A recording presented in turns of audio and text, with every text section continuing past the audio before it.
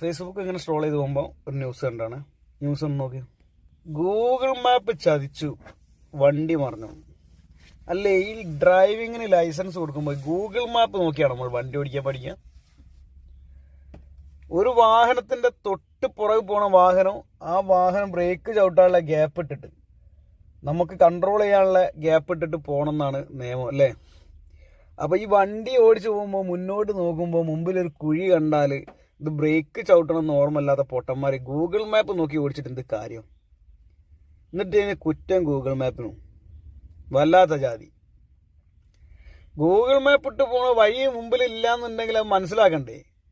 Google മാപ്പിൽ വഴിയുണ്ട്, മുമ്പിൽ റോഡ് പണിക്ക് വേണ്ടി കാന കീറിക്ക്, ആ കാന കീറിയിലേക്ക് വണ്ടി പോയി വീണിട്ടും ഗൂഗിൾ മാപ്പിനും കുറ്റം പറഞ്ഞിട്ട് കാര്യമുണ്ടോ? അപ്പോൾ തൊട്ട് മുന്നിൽ എന്താണെന്നുള്ളത് നോക്കിയിട്ടാണ് വണ്ടി ഓടിക്കേണ്ടത്. ഫോണിൽ ഗൂഗിൾ മാപ്പിലേക്ക് നോക്കിയിട്ടല്ല വണ്ടി ഓടിക്കേണ്ടത്. എന്താ